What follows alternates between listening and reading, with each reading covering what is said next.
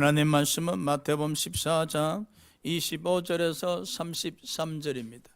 신약 성경 24페이지입니다. 마태복음 14장 25절에서 33절 말씀입니다.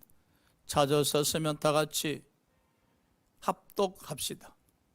25절. 밤사경에 예수께서 바다 위로 걸어서 제자들에게 오시니 제자들이 그가 바다 위로 걸어오심을 보고 놀라 요령이라 하며 무서워하여 소리 지르거늘 예수께서 적시 이르시되 안심하라 나니 두려워하지 말라. 베드로가 대답하여 이르되 주여 만일 주님이시거든 나를 명하사 물 위로 오라 하소서 하니 오라 하시니 베드로가 배에서 내려 물 위로 걸어서 예수께로 가되 바람을 보고 무서워 빠져가는지라 소리질러 이르되 주여 나를 구원하소서 하니 예수께서 적시 손을 내밀어 그를 붙잡으시며 이르시되 믿음이 작은 자여 왜 의심하였느냐 하시고 배에 함께 오르매 바람이 그치는지라 배에 사람들이 예수께 절하며 이르되 진실로 하나님의 아들이로소이다 하더라. 아멘. 오늘은 믿음의 신비에 대해서 말씀드리고자 합니다. 우리가 신앙생활하면서 이 믿음의 신비, 믿음의 능력을 체험하는 일이 있어야 하실 겁니다. 이 사건이 일어나기 전에 예수께서 오병이어의 기적을 일으키셨을 때 많은 무리들이 예수님을 왕으로 삼고자 하며 예수님은 속히 그것을 떠나 한적한 곳으로 기도하러 가시고 제자들에게는 바다 건너편으로 가기를 명하셨습니다. 이에 제자들이 예수님 말씀에 순종해서 건너편으로 가고 있는 가운데 믿음의 신비를 체험하게 됩니다. 첫 번째, 믿음의 생각 28절 보시겠습니다. 28절. 베드로가 대답하여 이르되 주여 만일 주님이시거든 나를 명하사 물 위로 오라 하소서 하니 베드로와 다른 제자들이 함께 배를 타고 바다 건너편으로 가고 있었습니다. 밤사경에 이르렀을 때 갑자기 바다 풍랑이 일어나서 그들이 어떻게 할 수가 없었습니다. 그때 예수께서 제자들이 고난 당하시는 것을 보고 바다 위로 걸어오고 계셨습니다. 우리 예수님의 능력의 일부분이죠. 그러나 여러분, 홍해강을 가르게 하시고 요단강을 마르게 하신 이는 바로 바다 위로 걸어오신 예수 그리스도이심을 기억하시기 바랍니다. 우리는 신앙생활하면서 하나님의 능력에 대해서 신기하고 놀라워하시지만 하나님께서는 능치 못할 일이 없으십니다. 예수께서 바다 위로 걸어오심에 제자들이 그 예수님을 보시고 놀라 유령이라고 외칩니다. 예수님 당시에도 시커먼 물체를 보면은 유령이라고 놀라며 고함친 것 같습니다. 우리 자랄 때도 그랬었습니다. 어두운 밤 속에 시커먼 물체만 나타나도 깜짝 놀라죠. 아마 여러분들도 어린 시절에 그런 기억이 있을 겁니다. 요즘 같은 화장실이 워낙 잘 돼 있어서 얼마나 편리합니까? 우리 클 때는 잠을 자다가 화장실에 한번 갔다 오려면 정말로 힘이 들었습니다. 그때 형아들이 놀리지요. 화장실에 가면 달걀 귀신 나타난다. 예수님 당시에도 제자들이 예수님 바다 위로 걸어오시는 것을 보고 그들의 눈에는 시커먼 물체로 보였으니까 유령이다 라고 지금 놀라서 외치는 것이죠. 우리는 이런 상황을 이렇게 이야기하죠. 놀라 죽을 뻔했네. 진짜 놀라 죽을 뻔했다. 그렇죠? 근데 예수께서 내니 두려워하지 말라 하시매 그제서야 제자들이 안심이 되었죠.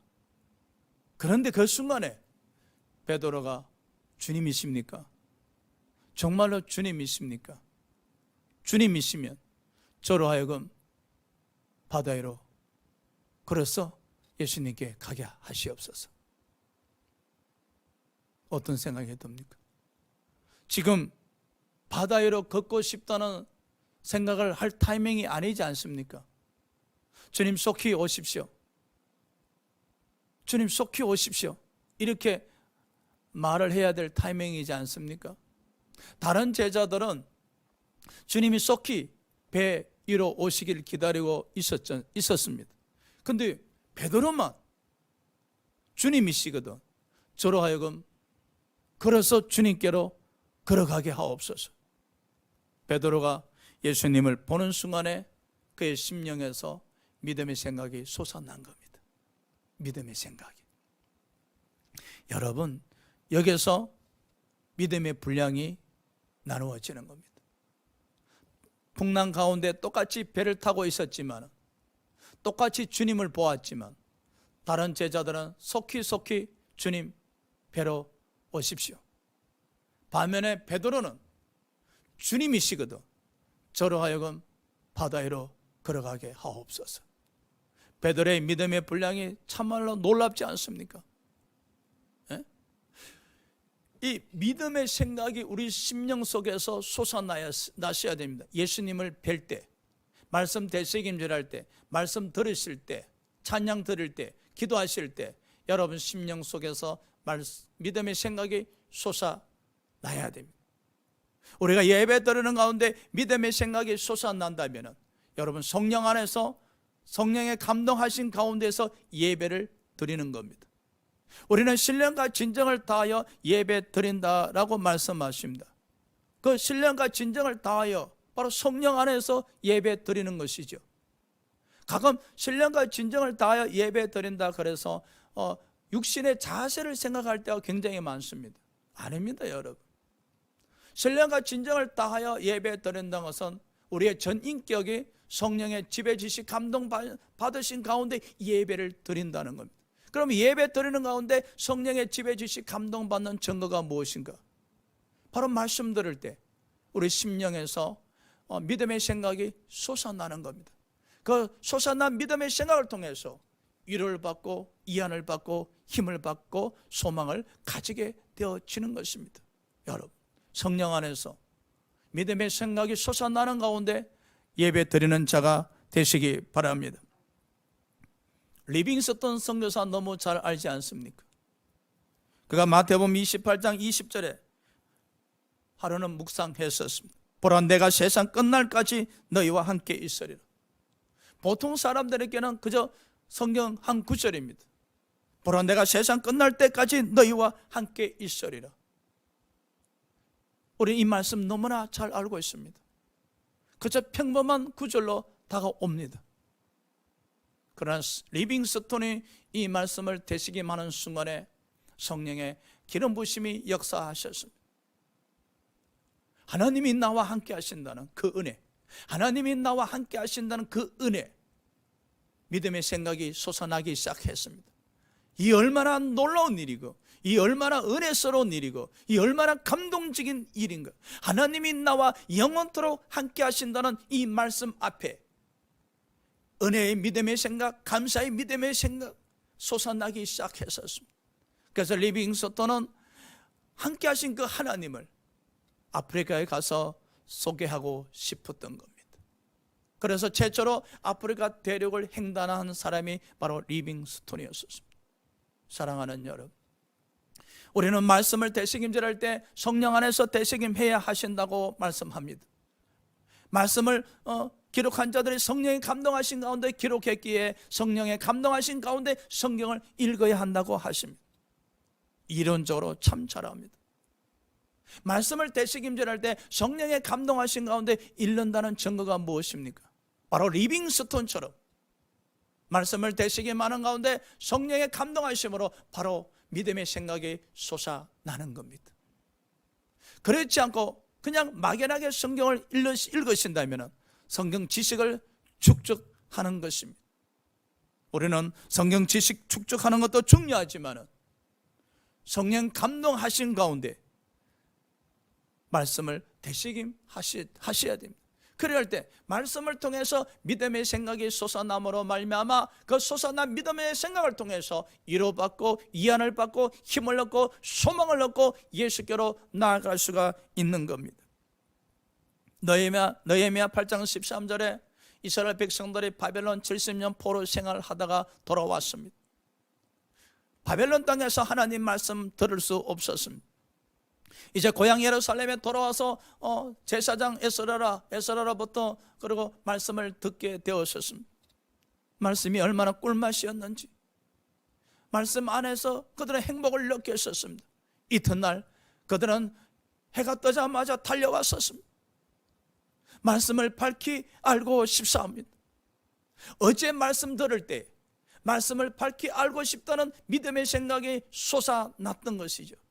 그럼요, 우리가 성경을 되새김질 하실 때 꿀맛 같다고 고백들 합니다.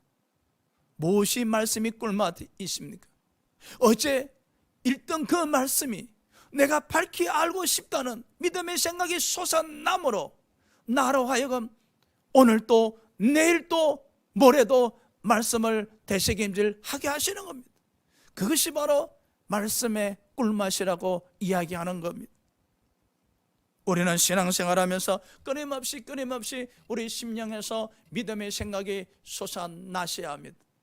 보십시오, 베드로가 이 상황에서, 풍랑이 넘치는 이 상황에서 바다 위로 걷고 싶다는 이 믿음의 생각, 사람의 지식과 지혜를 뛰어넘어 버립니다. 믿음의 신비입니다. 그 믿음의 신비는 예수께서 마가복음 9장 23절에 말씀하신 것처럼 능치 못할 일이 없느니라.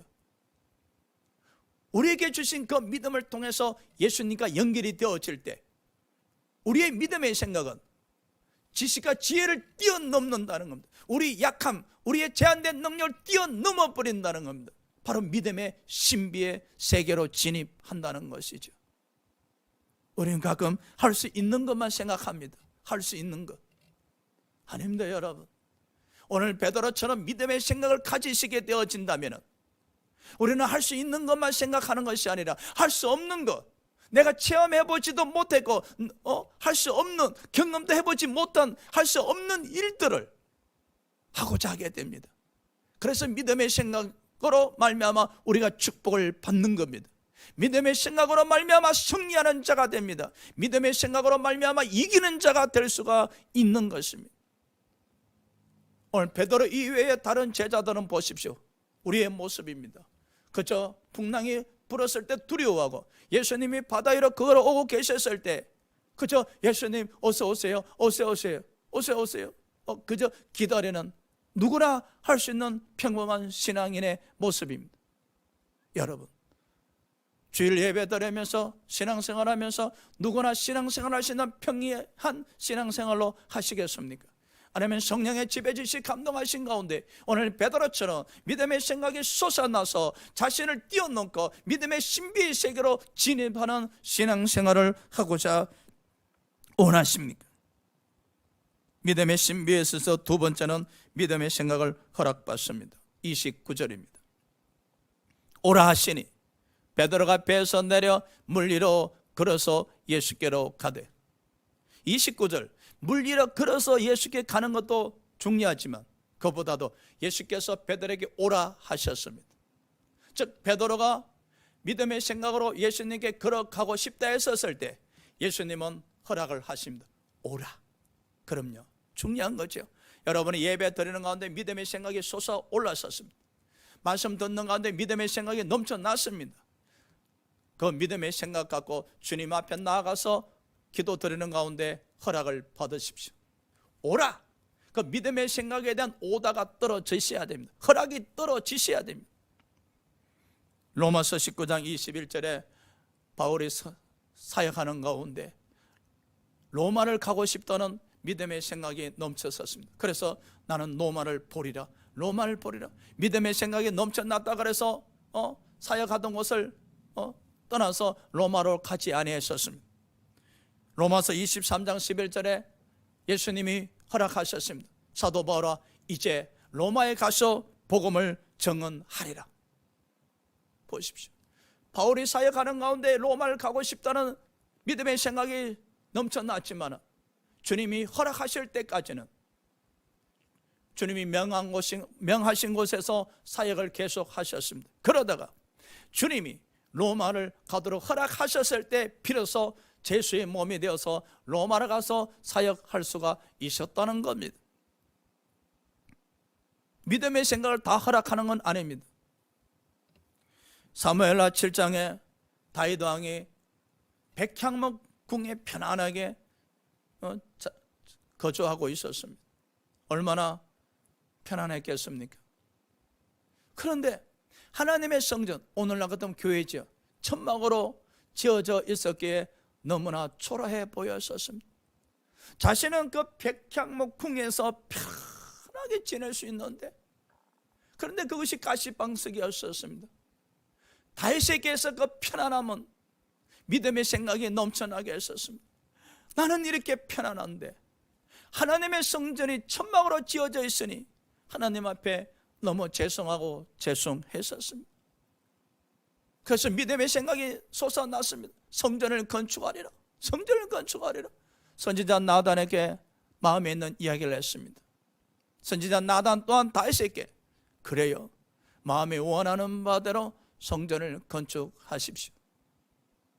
그런데 그날 밤에 선지자 나단이 하나님 앞에 나가서 기도드리는데 하나님께서 나단에게 말씀하셨습니다. 다윗에게 가서 성전 건축을 부로 하노라 하라. 왜냐? 다윗은 전쟁터에서 너무나 많은 피를 흘렸기에 하나님이 다윗에게 성전 건축을 허락하지 아니하셨습니다. 다윗에게 성전 건축하고자 하는 그 마음, 내 마음에 그대로 간직하라. 믿음의 생각을 허락하지 않았었습니다. 그렇다 해서 그것으로 끝난 것이 아닙니다. 하나님은 다윗의 믿음의 생각을 축복하셔서 이스라엘의 번영을 허락하셨습니다. 그럼요, 우리가 믿음의 생각이 솟아나고 넘쳐난다 해서 그대로 직진해서 움직이는 것이 아니라 그 믿음의 생각을 갖고 하나님 앞에 나가서 기도드리는 가운데 하나님으로부터 허락을 받을 때 그 믿음의 생각에서 능력이 나타난다는 겁니다. 예수 그리스도께서 베드로에게 오라 하심에, 믿음의 생각을 허락하심에 베드로가 배에서 내려 물 위로 걸어갈 수가 있었다는 겁니다. 믿음의 생각이 솟아났고 그 믿음의 생각이 예수님으로부터 허락이 받았을 때 비로소 능력이 나타나기 시작했다는 사실입니다. 할렐루야. 대단한 모습 아닙니까? 베드로가 바다 위로 걸어가고 있습니다. 믿음의 신비의 세계입니다. 어떻게 아무 도구도 없이 바다 위로 걸어갈 수 있단 말입니까? 지금 달라가는 이 시대도 바다 위로 걸어가는 자는 아무도 없습니다. 그것도 풍랑이 넘쳐나는 바다 위로 걸어갈 수 있는 자는 초자연적인 능력을 가진 자일지라도 아무도 없습니다. 믿음의 신비입니다. 믿는 자에게 능치 못할 일이 없느니라. 오늘 베드로 통해서 믿음의 능력을 우리에게 나타나고 있습니다. 믿음의 신비의 세계를 보여주고 있습니다. 오늘 이 말씀을 듣는 순간에 마음에 사모하는 마음이 넘치지 않습니까? 주여, 나도 베드로처럼 믿음의 신비의 세계로 진입하고 싶습니다. 믿음의 능력을 체험하고 싶습니다. 나는 이 말씀을 읽을 때마다 저 베드로의 믿음의 생각, 믿음의 생각에 대한 예수님의 허락, 그랬었을 때 베드로가 주저없이 믿음의 생각을 행동으로 옮기는 저 모습, 베드로가 바다 위로 걸어갈 때 혹시 빠지면 어쩔까 생각하지 않았지 않습니까? 두려움, 무서움 아예 없습니다. 믿음의 신비의 세계로 진입해버리면 인간의 한계가 보이지 않습니다. 우리가 믿음의 신비의 세계로 진입하게 되어지면 오직 믿음을 통해서 예수 앞에 나아가기에, 믿음을 통해서 예수님으로부터 능력이 공급되어지기에 인간의 연약함하고 아무 상관없습니다. 이러할 때에 30배, 60배, 100배의 능력이 나타나고 축복의 역사가 일어나는 겁니다. 믿음의 신비의 세계가 항상 좋은 일만 있는 거 아닙니다.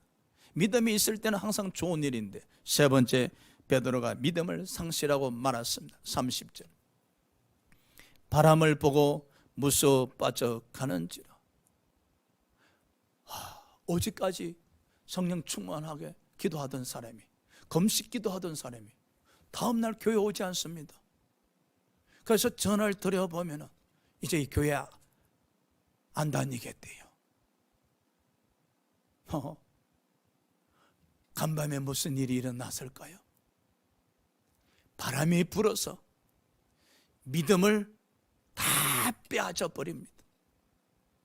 마귀는 끊임없이 우리에게 바람을 일으켜서 우리의 믿음을 도둑질하고 강도질해서 우리의 믿음을 갉아먹음으로 우리 영혼을 죽여버리고자 합니다. 오늘 베드로 보십시오. 지금 바다 위로 걸어가고 있지 않습니까? 그런데 바람을 보는 순간에 무서워서 그 순간에 믿음이 상실되었습니다. 그 순간에 믿음에서 떠난 자가 되었었습니다. 베드로가 믿음의 신비 세계 속에서 바다로 걸어가다 믿음이 빠져졌을 때, 믿음을 상실했을 때 다시 인간의 모습으로 돌아오지. 인간은 바다 위로 걸을 수가 없습니다. 믿음이 상실한 상태에서 다시 본래 베드로로 돌아왔을 때 그는 물에 빠질 수밖에 없었다는 겁니다. 그럼요, 우리 또한 믿음의 신앙생활을 하다가 믿음의 신비에서 이탈해서 믿음을 상실하게 되어지면 우리 또한 본래 우리의 모습으로 돌아와서 세상 속에서 살아갈 수밖에 없습니다. 사람들은 그럽니다. 목사님 사랑합니다. 목사님과 함께 천국 갈 때까지 교회를 섬기겠습니다. 우리는 가끔 그럽니다. 입에 침 발리는 소리로. 근데 그 입에 침 발리는 소리가 생명력이 있으려면 살아있는 믿음을 상실하면 안 됩니다.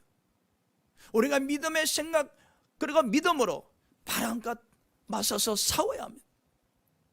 마태복음 7장에 말씀을 듣고 행하는 자는 반석 위에 지은 자로서 바람이 불고 창궐이 몰아친다 할지라도 무너지지 아니하라.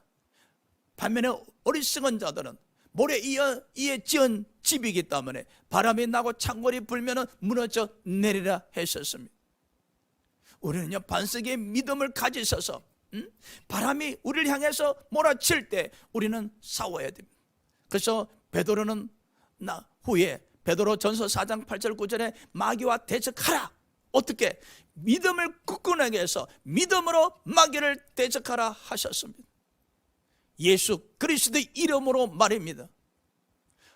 끊임없이 이 세상의 바람, 환난의 바람, 고통의 바람, 고난의 바람이 우리에게 불어오고 있습니다. 우리는 이 바람을 맞을 수밖에 없습니다. 바람과 싸울 수밖에 없습니다. 그래야 하기 위해서는 우리는 반석 위에 믿음을 가지셔야 됩니다. 그리고 예수 이름으로 이 바람과 맞서 싸우셔야 됩니다. 그래야 할 때 승리할 수가 있습니다.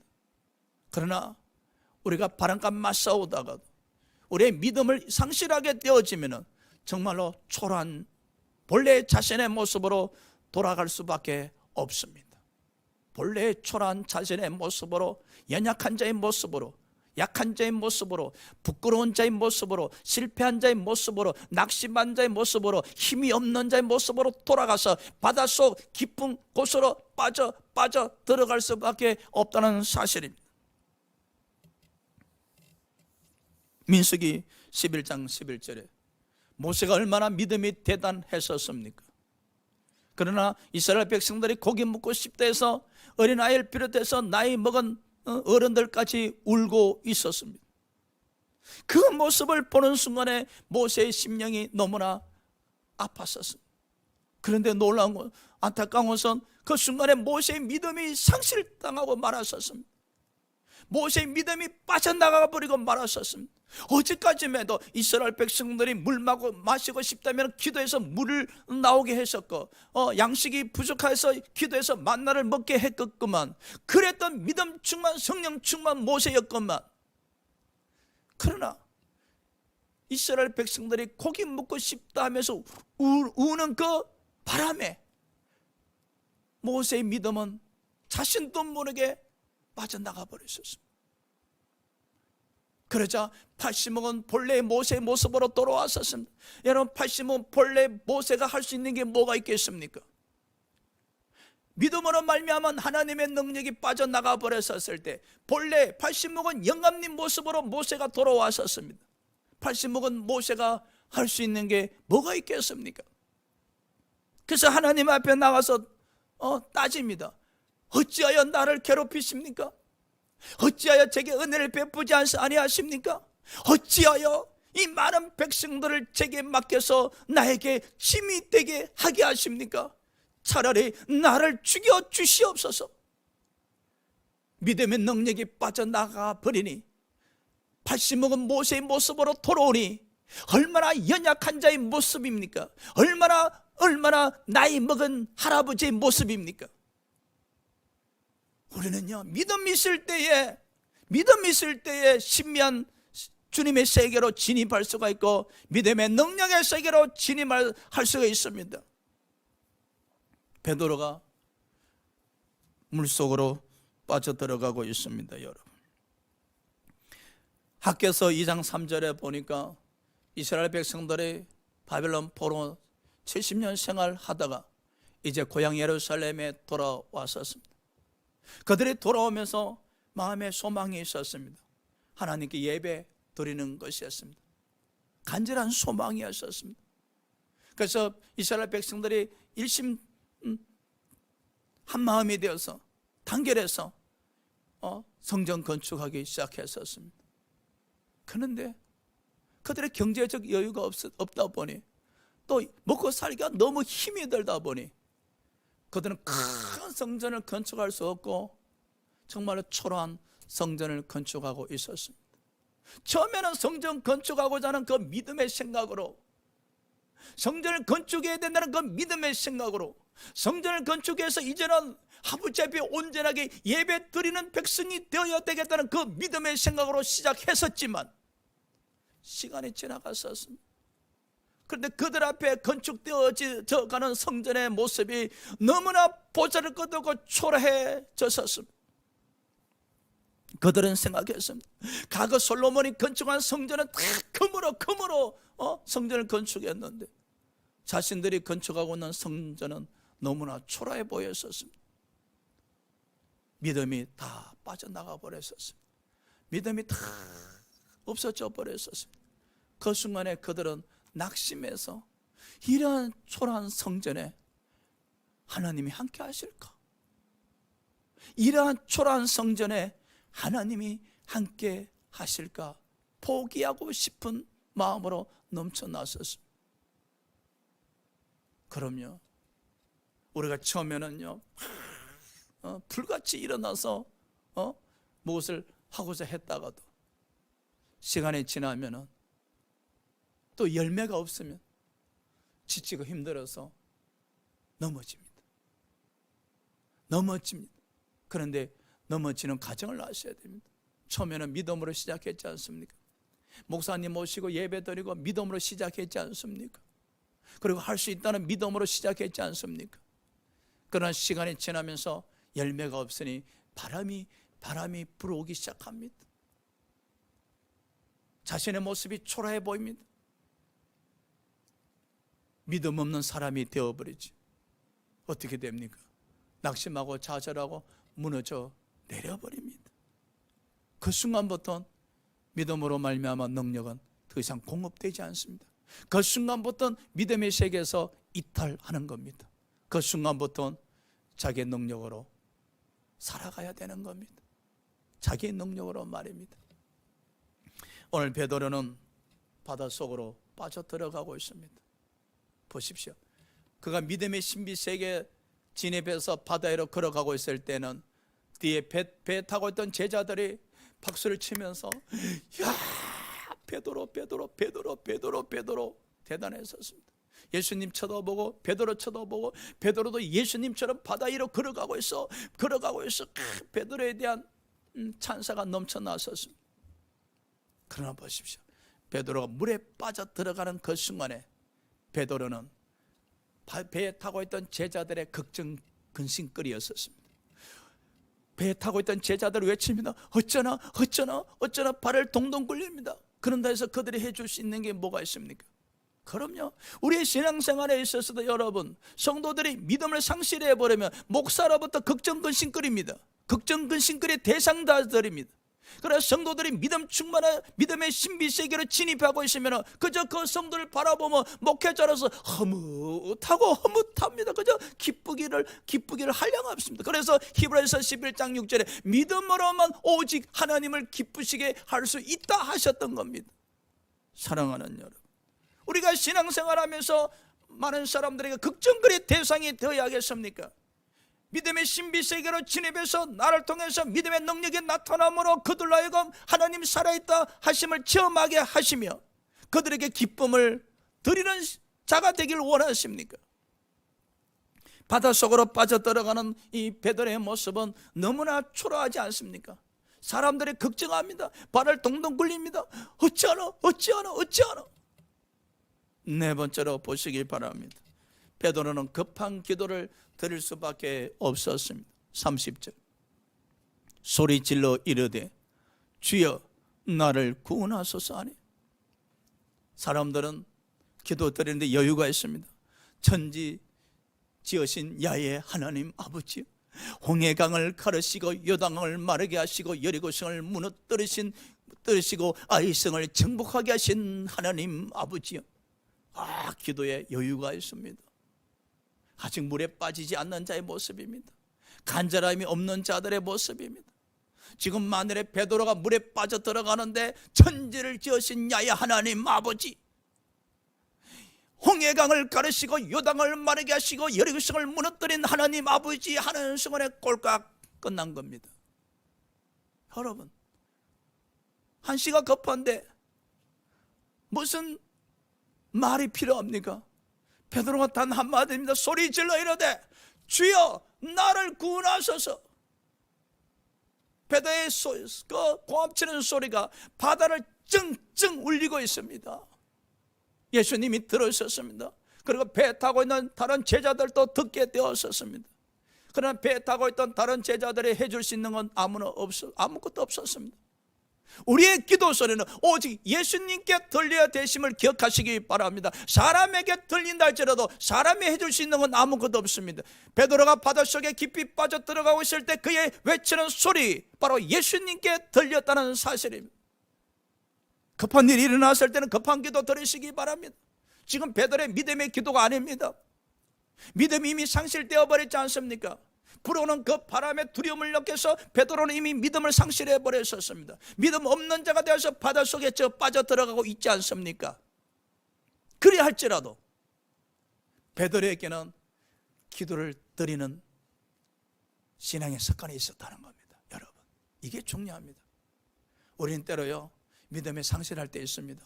마치 믿음 없는 자처럼 보일 때도 있습니다. 그리할지라도 평상시에 기도의 습관을 가지고 있는 사람들은 급한 일을 만났을 때 소리 질러 나를 구원하소서라고 기도하게 되어집니다.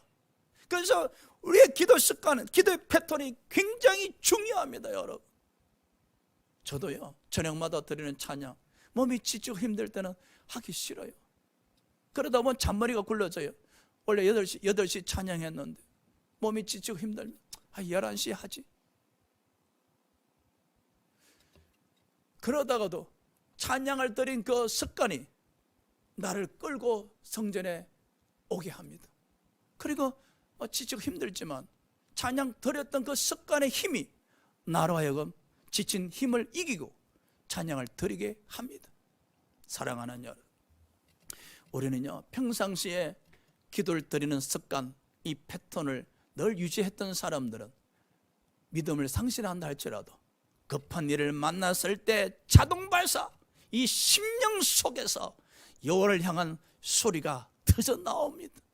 소리 질러 이르되 주여 나를 구원하소서. 예수님 귀에 들렸습니다.